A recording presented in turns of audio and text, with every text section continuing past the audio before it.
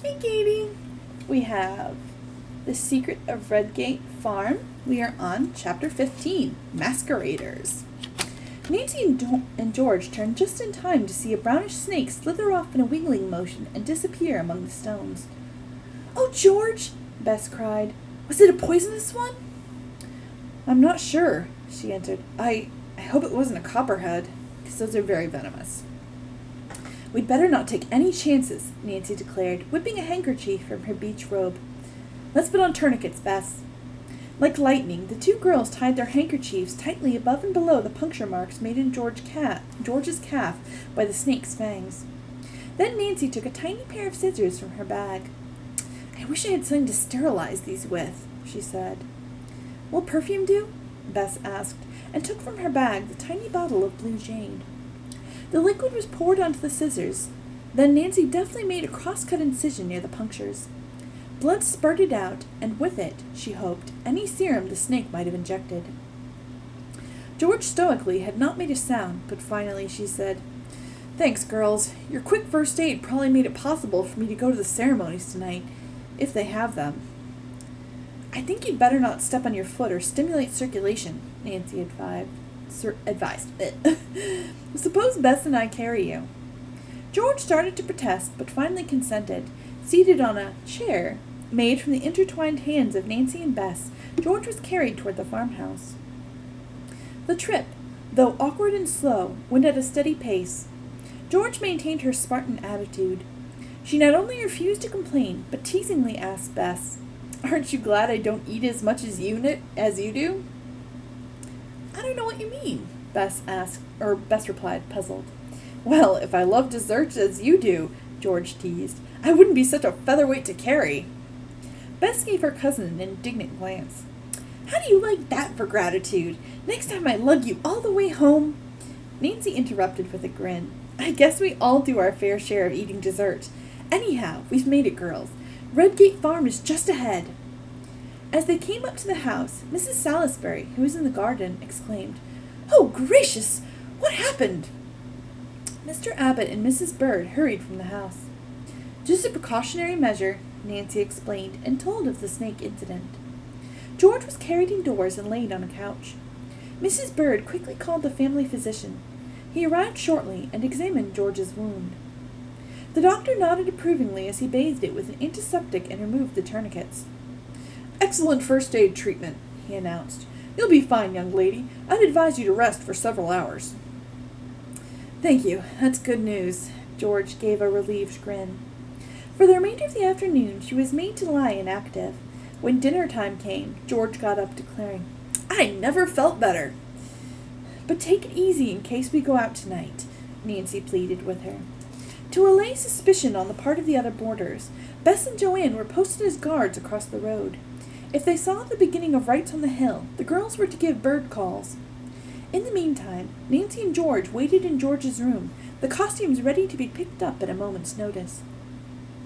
Suddenly, Nancy leapt from her chair and flew into her own bedroom. "What's eating you?" George called.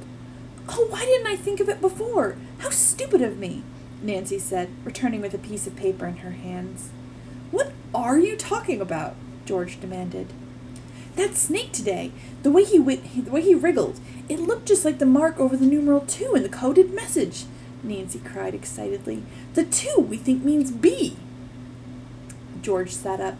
"You mean the B with the wavy line over it might signify the Black Snake Colony?" "Yes.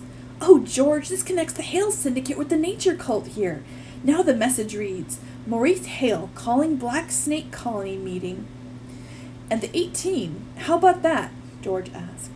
"Not too hard to guess, George. The 18 is the letter R and could stand for Redgate Farm." "Nancy, you're a whiz, as I've often told you," her friend declared. The young sleuth smiled, then said wistfully, "If I could only have had another second to copy the next few numbers, I might have known the exact time." "What happens now? Will you notify the police?" At that instant, Nancy and George heard soft bird calls. "No time to phone now," Nancy said. She grabbed 2 of the costumes and dashed from the room. George followed with the others. As prearranged, the girls left by the kitchen door to avoid the boarders. Mrs. Bird had been told that the girls might go up the hillside to watch if the nature cult put on a performance. Nancy and George joined the other girls, and they all scurried toward the woods. It was very dark beneath the dense canopy of trees, and Bess gripped Nancy's arm. Joanne was familiar with every path and led the way toward the hillside. A weird cry broke the stillness. Involuntarily, the girls halted and moved closer together. What is that?" Bess chattered. "Only some wild animal," Nancy reassured her. "Come on," she urged. "We must hurry or we'll miss the ritual." The girls went through the dark forest as fast as they could. The moon was rising, and ghostly rays of light filtered through the gaps in the foliage overhead. A faint breeze stirred the leaves into what seemed like menacing whispers. The girls finally reached the river trail and followed it. "We must be very careful now," Nancy warned in a low voice. "We're drawing near the colony. The cult may have a lookout stationed during the night ceremonies." "I hadn't thought of that," Joanne murmured. "I almost wish we hadn't come," Bess whispered nervously. "I had no idea it would be this dark." "What were you expecting at 9:30 at night?" George chided in as low a tone possible. "It will be lighter when the moon rises higher," Joanne told her. "Still, if you want to turn back—" "No, I'm going through this masquerade if the rest of you are," Bess retorted stalwartly. Nancy hoped fervently it would remain a masquerade.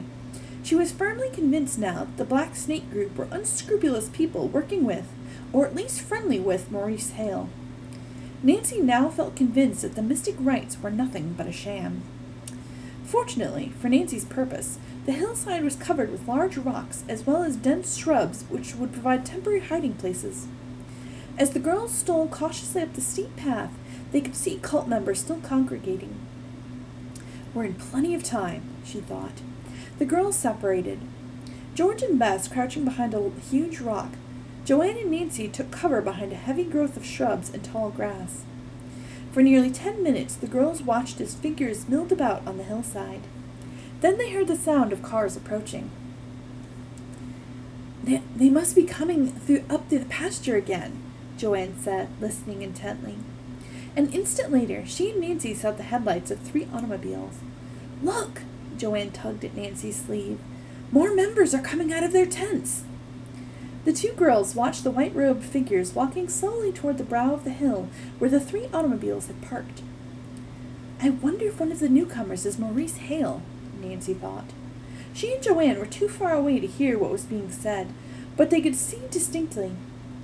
They watched as a group of men and women, 12 in number, stepped from the cars. Nancy could not distinguish any of their faces. The new arrivals quickly donned white garments and headgear similar to the outfits Nancy and her friends had made, then joined the other members of the cult. The ghostly figures soon began dancing about in the moonlight, and Nancy felt that the time was right for her daring attempt to join the group. Before she could tell Joanne, there was a slight stir in the bushes directly behind her. Involuntarily, Nancy jumped, fully expecting to come face to face with one of the cult members. Instead, Bess and George emerged. "Isn't it about time for us to do something?" they asked, almost simultaneously. "Yes," Nancy agreed. "We'd better get into our robes as quickly as we can." The girls were well hidden by the rocks and bushes. They donned their costumes and pulled the headgear over their faces. For the first time, Nancy noticed the scent of blue jade on Bess. "I wonder if that was wise," Nancy thought. "If it attracts attention to Bess, it might increase her danger, but it's too late now to do anything about it." As George, overeager, started off, Nancy caught her friend's arm.